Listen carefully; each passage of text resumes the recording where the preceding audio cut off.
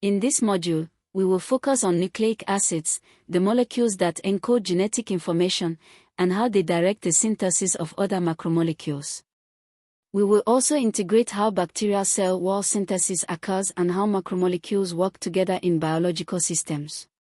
Section 1: Structure and function of nucleic acids. Nucleic acids are polymers of nucleotides, which consist of a sugar, a phosphate group, and a nitrogenous base. DNA, deoxyribonucleic acid, stores genetic information in the sequence of its bases, adenine, thymine, cytosine, and guanine. DNA has a double helix structure stabilized by hydrogen bonds. RNA, ribonucleic acid, plays multiple roles. Messenger RNA, or mRNA, carries genetic instructions to ribosomes. Transfer RNA, tRNA, brings amino acids to ribosomes during protein synthesis. Ribosomal RNA, or RNA, forms the core of ribosomes and catalyzes peptide bond formation.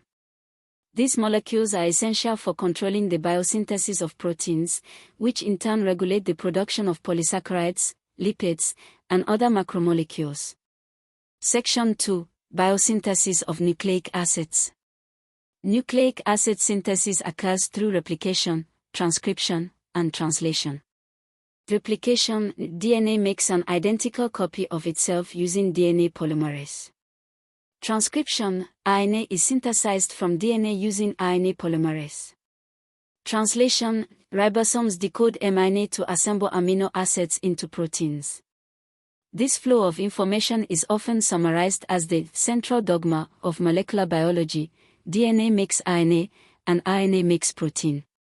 Section 3: Bacterial cell wall biosynthesis. The bacterial cell wall is primarily composed of peptidoglycan, a complex polymer of sugars and amino acids. Peptidoglycan consists of repeating units of N-acetylglucosamine and N-acetyl-maramic acid, cross-linked by short peptide chains. This structure gives bacteria rigidity and protects them from osmotic lysis. The biosynthesis of bacterial cell walls involves formation of nucleotide sugar precursors in the cytoplasm, linking these precursors to a lipid carrier molecule in the cell membrane, polymerization and cross-linking outside the cell membrane. Antibiotics such as penicillin work by inhibiting enzymes that cross-link peptidoglycan, weakening the cell wall. Section 4: Integration of macromolecule biosynthesis. Macromolecule biosynthesis does not occur in isolation. Instead, it is tightly coordinated. DNA provides instructions for proteins, enzymes, and structural molecules. Proteins and enzymes direct the synthesis of polysaccharides, lipids, and glycoproteins. Lipids and polysaccharides combine with proteins to form cell membranes, extracellular matrices, and cell walls. This interconnected network ensures that cells can grow, divide, and respond to their environment. Section 5: Applications and importance. Understanding the biosynthesis of macromolecules has practical applications. Medicine, targeting bacterial cell wall synthesis to fight infections. Biotechnology, designing glycoproteins for vaccines or therapeutic proteins. Agriculture, improving plant polysaccharides for better food storage and nutrition. Environmental science, studying microbial polysaccharides that influence soil and water systems. End of Module 2 summary. In this second module, we examine nucleic acids, their structure, and biosynthesis.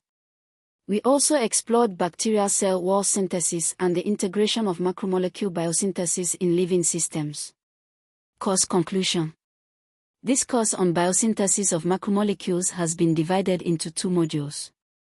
Module 1 focused on polysaccharides, mucopolysaccharides, glycoproteins, complex lipids, and lipoproteins.